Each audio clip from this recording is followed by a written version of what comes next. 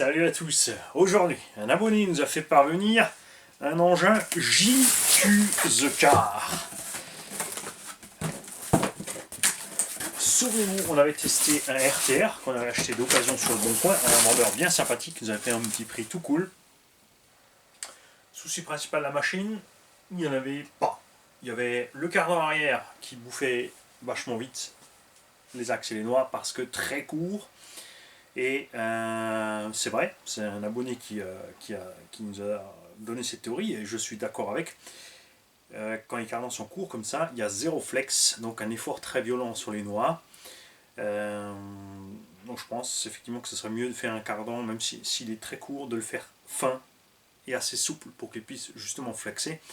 Je suis même plus pour, honnêtement, au lieu d'un mini cardan comme ça, de juste une espèce une patte de liaison en plastique ou quelque chose, enfin, de quoi encaisser le couple et avoir un minimum de twist pour pas se flinguer aussi vite.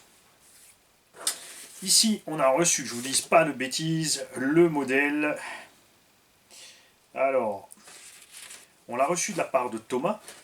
Thomas, souvenez-vous qu'il y avait deux FTX Outlaw à vendre. On les a vendus pas cher. On a mis l'argent de côté. Et il attendait de voir ce qu'il allait faire avec. Entre temps, il y a eu le Covid et tout. Et une fois de plus, c'est Bani, évidemment, qui a oublié l'affaire.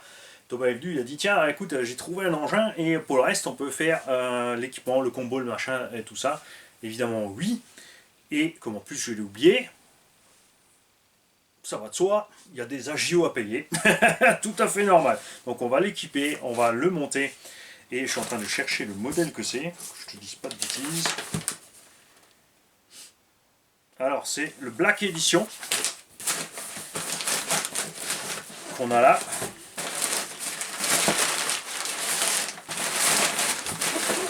Alors, toute petite boîte, parce que c'est un kit. On va voir ça de plus près. On a donc les pastilles de garantie qui servent à rien, parce que là, je prends mon décapeur thermique, je chauffe délicatement et je t'ouvre ça sans faire de traces sur le colis. Donc, faut arrêter avec ces trucs de garantie, puisque même pas grand chose. Les boîtes chez JQ sont relativement simples, j'ai vu ça sur plusieurs modèles. Est-ce que ça ressemble aux autres buggy? Forcément, c'est un buggy 1.8, hein, parce qu'il y a quand même une marque qui avait sorti ça à quelqu'un qui avait posé une question pour dire tiens, votre engin ressemble étrangement à un autre. Il a reçu comme réponse c'est normal, c'est un buggy 1.8, ils se ressemblent tous. Si cette marque s'était pris le temps de regarder de près, ils auraient vu que c'est, à part le châssis, enfin la partie centrale, que c'est bien pas leur engin, puisque je pense qu'ils le savent. Que c'est juste une fabrication annexe sortie de la même usine. On a plein de pièces carbone déjà, donc a priori là deux bacs, deux couvercles de maintien de batterie. Donc est-ce que cet engin aurait, si j'y vois clair, est-ce que cet engin a deux batteries à l'intérieur, boîte radio généreuse, une carreau. Alors là, il y a plein de styles différents. Hein. C'est comme vous voyez, tu as les cabines avancées, des cabines reculées, des trucs plus ou moins agressifs ou moins. Énorme choix. Ils ont opté comme un peu Techno RC de faire plein de petites vitres, machin.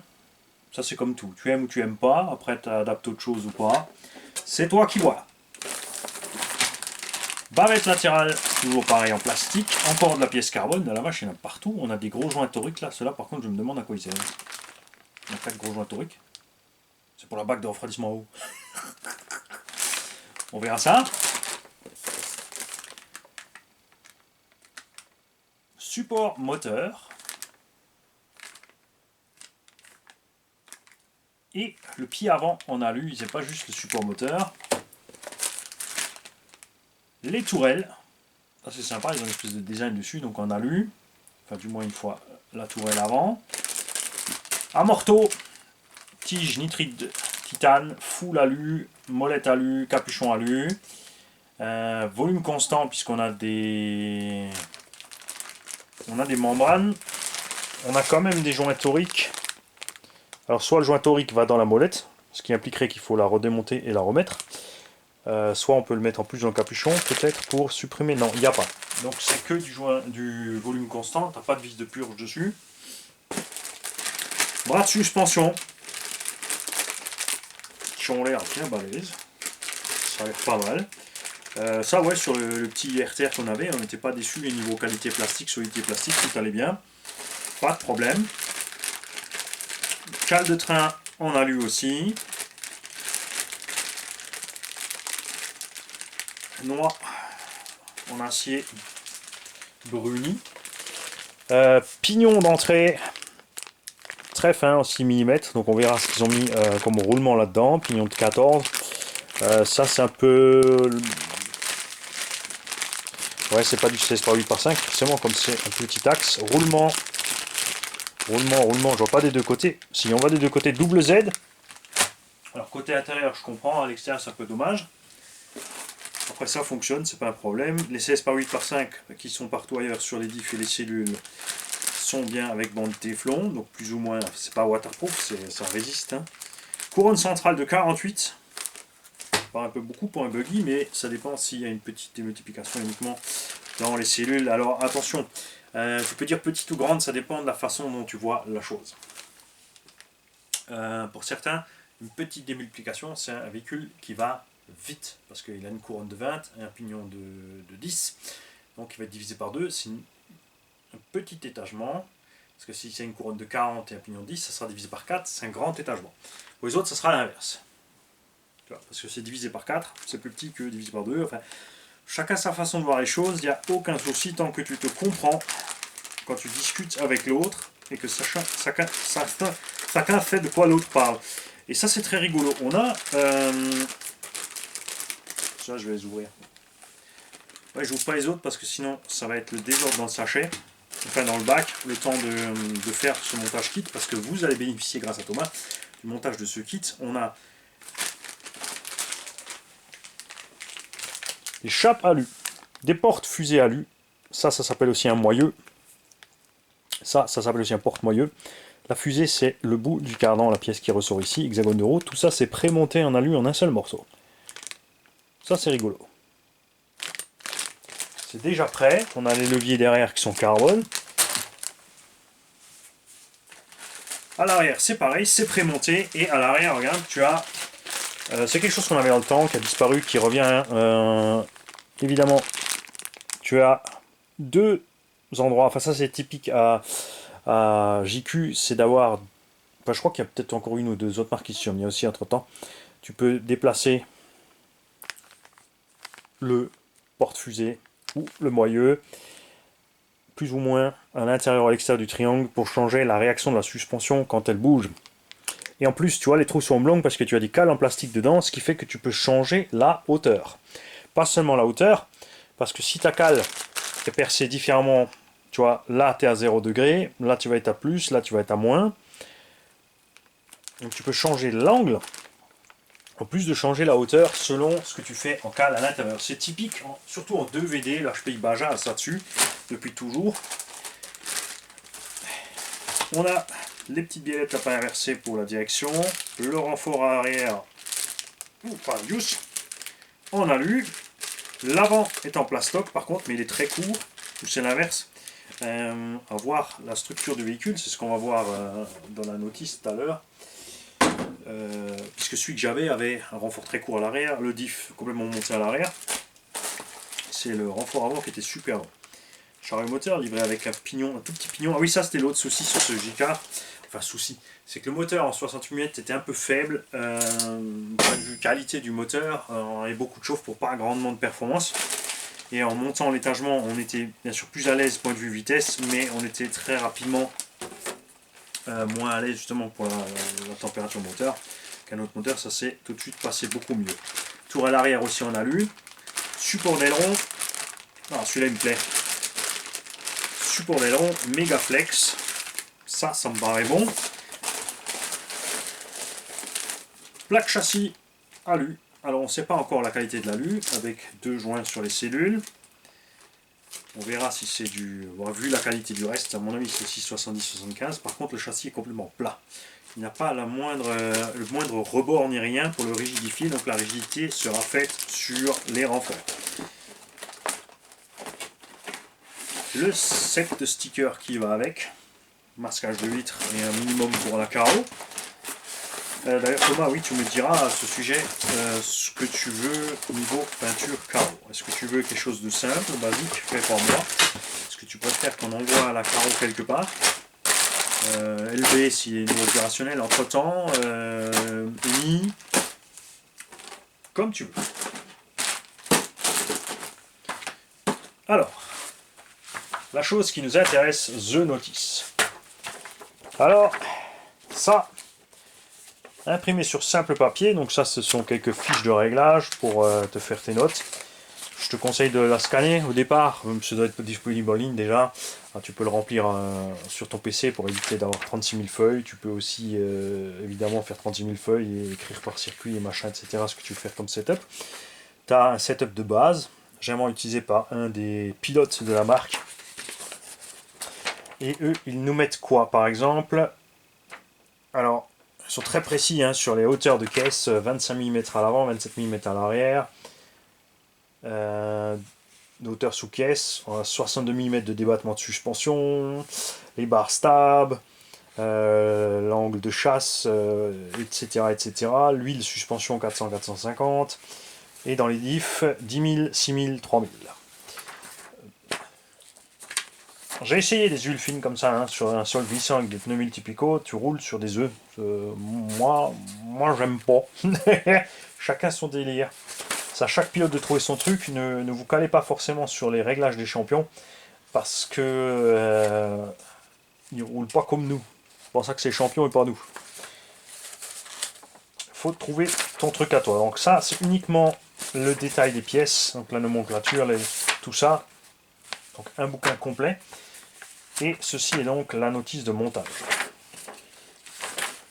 Alors, très certainement dispo en ligne aussi, mais après là, tu vois, la version papier simple, suffit large.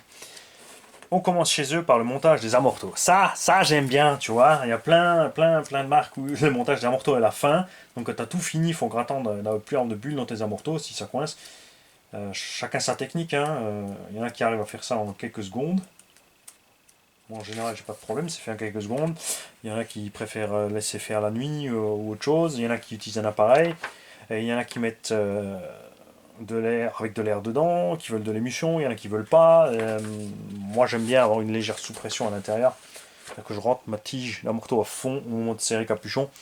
Et ce qui fait que quand je sors la tige, le volume de la tige qui sort est en moins à l'intérieur. Ça tire un peu sur la membrane, mais elle encaisse sans problème. Et j'aime bien la réaction de la suspension comme ça. Mais après, je roule pas complet, je roule pas sur circuit. Sur circuit, ils ont besoin d'un véhicule qui ne rebondisse pas sur les sauts. Quand ils font les appels contre appels, ça doit se poser propre et remettre gaz direct. Ça doit juste bien taper, partir. Évidemment, si ton circuit est très défoncé, c'est un problème puisque ton véhicule va sautiller. Donc, tu as un véhicule qui se comportera bien sur les sauts parce qu'il est raide, mais ensuite, dans la partie tout-terrain, énorme perte de motricité, surtout avec des huiles très fines. Monter les diffs, donc comme ça, tu as fait tout ce qui est huile. Tu vois, tes diffs sont prêts, tes amortos sont prêts. Alors par contre, bon, les amortos, tu peux pas te tromper devant derrière. Le diff, tu peux te tromper avant-arrière. Donc si tu mets des huiles différentes avant-arrière, tu le marques et tu le poses de côté ou tu les sépares bien pour pas te tromper. Montage des biellettes, enfin dessin simple, pas de chichi. La taille des vis c'est indiqué sur le plan, ça j'aime bien. Il y a certaines marques, beaucoup de marques qui mettent une référence de vis, donc il faut aller voir de côté à quelle référence correspond à quelle vis. Il y en a qui ont une référence logique, genre M330, c'est une 3x30, et il y en a qui ont des références n'importe quoi. Et ensuite c'est à toi de deviner la taille. On voit ici que le diff arrière est déporté comme chez Losi et Agama. Agama qui sont des produits Losi, enfin dérivés des produits Losi. Ce qui fait que ta transmission est d'un seul côté. Comme ça, tu as le moteur et le diff d'un côté qui contrebalance le poids de la lipo et du vario. Je suis pas trop fan de ces diffs déportés. Point de vue transmission de puissance, motricité. c'est au feeling. Hein. Techniquement, mécaniquement, rien qui prouve que ce soit plus ou moins bien. C'est juste moi j'ai fait des essais avec, j'ai eu plusieurs engins avec des diffs déportés, Huntsman aussi avait ça, et j'étais moins à l'aise que sur du standard. Effectivement on a donc le moteur et le diff qui sont très loin derrière, la longue barre de renfort devant à l'U et la courte à l'arrière.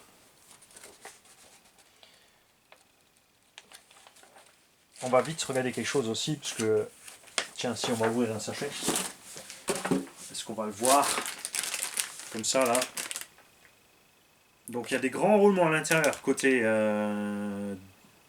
tête de cardan. Non, il y a une bague. Voilà, c'est ça que je voulais voir. Techno RC, pas Techno, S-Works avait fait cette erreur sous prétexte d'économie de poids, truc compétition, je ne sais pas quoi. Tu avais des tout petits roulements dans les moyeux. Résultat, ce sont quand même les roulements qui souffrent le plus sur la machine, qui tournent le plus et qui prennent le plus de choc. Donc des petits roulements là-dedans, c'est mauvais. Il y a bien des 16 par 8 par 5, mais on a en plus une bague en plastique dans laquelle est placé le roulement. Alors, ça c'est étrange. Les grands joints toriques, regarde à quoi ils servent. Hein? Il y en a deux parce qu'il y a une réhausse. Ah, ça c'est étrange aussi. Donc tu as un joint torique. Tu as une réhausse et un rejoint torique. Parce que tes couronnes de diff, sinon elles vont aller frotter le châssis, donc ça sert à les remonter tout simplement.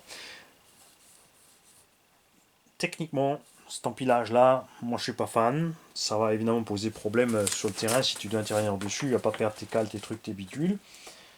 Voilà, c'est pas mon truc. Je veux rapidement venir au roulement de moyeu. Est-ce qu'on en parle? Là oui, regarde, tu as des bagues en plastique dans l'alu pour tenir le roulement. Pourquoi? Parce que ça c'est de l'acier inox, en général c'est des bons roulements, et ça c'est de l'alu. Tu as donc une espèce d'oxydation entre les deux, et aussi sur les vibrations et les chocs, l'acier du roulement ici va te défoncer systématiquement le moyeu. Donc la bague en plastique est un bon choix ici. Si elle s'use, tu peux la changer séparément sans avoir défoncé ton moyeu. Ça c'est sympa aussi. Ceux qui veulent, évidemment, pourront se trouver des roulements plus grands qui rempliront tout et qui feront tout à la fois. Chacun son truc. Maintenant, comme le cardan arrière très court là est plus en ligne que sur la version RTR qu'on avait, on avait la sortie au centre. Donc on avait un très grand angle de ce cardan qui bouffait énormément ce cardan, comme c'est le cas sur un ou deux modèles Kyosho de compète, qui ont l'inverse, qui ont le moteur complètement devant, le cardan vraiment méga de travers à l'avant, donc on bouffe très vite les noix. Voilà. Donc rien de spécial, pas de surprise. La direction. Alors là on voit pas bien si c'est sur roulement ou sur bague, on verra ça au moment de le monter, je pense que c'est sur bague vu comme c'est fait. Ouais, là on a une bague, ici on a juste la rondelle cuvette pour la tête fraisée. Voilà. Donc c'est bon, c'est vrai que Techno a mis des roulements, mais c'est peut-être un peu exagéré honnêtement. Roulement sur une direction. Enfin sur la barre de Ackerman, après c'est vrai qu'on a souvent des roulements là-dedans. Souvent ils sont très petits, le problème sur les chocs, ils peuvent s'endommager. Sur les véhicules de loisirs, des bagues en bronze, ici dans la colonne ne dérangent en rien. Au pire, quand tu prends des coups, ils s'ovalisent un petit peu. Ça empêchera, ça coince pas la direction, contrairement au roulement, lui qui peut lâcher et te bloquer là-dedans. Après, avec les servos balèzes qu'on a maintenant, il y a de fortes chances que tu le remarques pas si tu fais pas régulièrement ton entretien. De toute façon, le roulement, même s'il est bloqué, va tourner complet à l'intérieur. Fin de l'histoire. On a quelques... On a du texte, hein. C'est pas souvent qu'un fabricant fait ça. Tout est évidemment en anglais.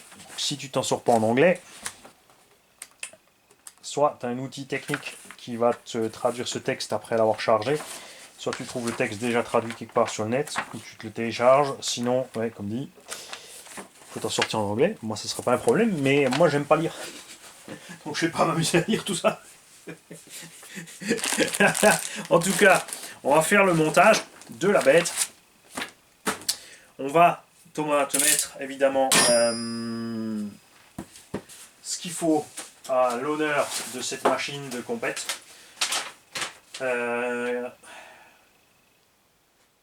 avec une remise, le prix picote quand même. Un petit peu. Un petit peu quand même. On verra donc si c'est à la hauteur de ce prix. Il faut compter 500-600 euros pour ce genre de machine. C'est toujours moins cher que les nouveautés, les dernières nouveautés de certaines marques qui sont parties complètement à l'ouest. Les prix sont partis dans des choses délirantes. On a une économie de matériel partout parce que j'ai été prévenu par plusieurs fournisseurs chinois avec lesquels je discute de temps en temps. Et ils m'ont tous dit de faire attention. Les matières premières sont en train de flamber, évidemment. Ça boursicote dans tous les sens pour rattraper du pognon dans tous les côtés. Les matières premières sont en train de grimper sec, donc ça, on va le payer derrière sur RC. Soit le prix va pas monter, mais on se retrouve avec moins de matière, soit les prix vont monter en flèche. Record absolu pour l'instant, ce que j'ai vu, c'est le Kyosho MP10, je sais pas quoi, qui a le moteur en travers, le variant en travers, la batterie de travers. Ensuite, ils ont fait une deuxième version avec une lipo à gauche, à droite, côté du moteur, l'autre côté vario. Enfin, l'architecture folle pour moi. Après, ça fonctionne, hein, c'est pas important. Mais des prix frisant les 900 euros. Hot Bodies aussi, très très cher. Et les autres qui sont envolés comme ça, c'était Mugen. Bon, enfin, Mugen c'était les premiers, je crois, qui étaient dans ces prix-là, mais les autres, ils sont passés au-dessus. Là. Enfin, Kyosho surtout, et j'ai oublié de ce que je viens de dire, c'est pas grave. Enfin, c'est surtout Kyosho qui était vraiment, vraiment, vraiment méga au-dessus. Est-ce que c'est utile? Est-ce que c'est utile d'acheter une machine parce qu'elle est championne du monde? C'est à toi de voir, c'est ton porte-monnaie, c'est toi qui décides. Moi, je n'achèterais pas une caisse parce qu'elle est championne du monde, parce que la caisse, évidemment, il peut un petit peu quelque chose, mais c'est surtout le pilote. Le pilote et tout ce qui s'est passé jusqu'à la dernière compétition pour le nombre de points, le machin, les conditions de course, chance, pas casse, etc.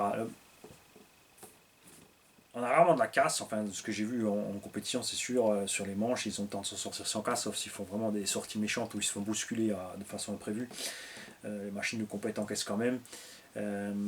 Certains constructeurs comme S-Works ont mis des plus petits roulements parce que c'est pas important, vu que les manches durent 10 minutes, c'est pas grave si le roulement est fumé au bout de 2-3 manches.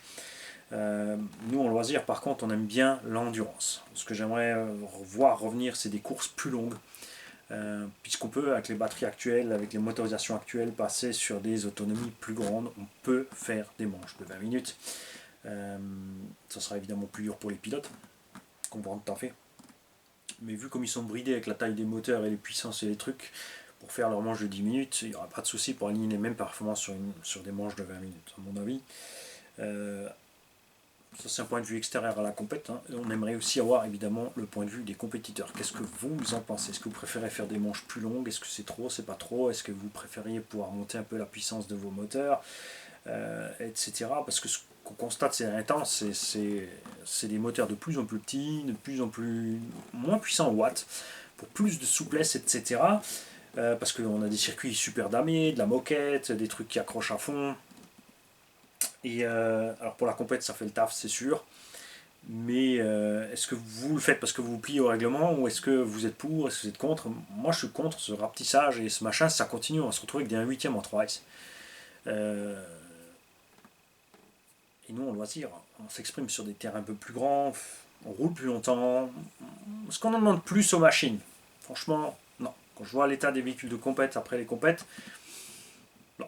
C'est de l'hérésie de dire que les gens qui roulent n'importe où cassent plus que les autres, ou ils vont plus fort avec le matos ou autre. Et à la finale, c'est pas important.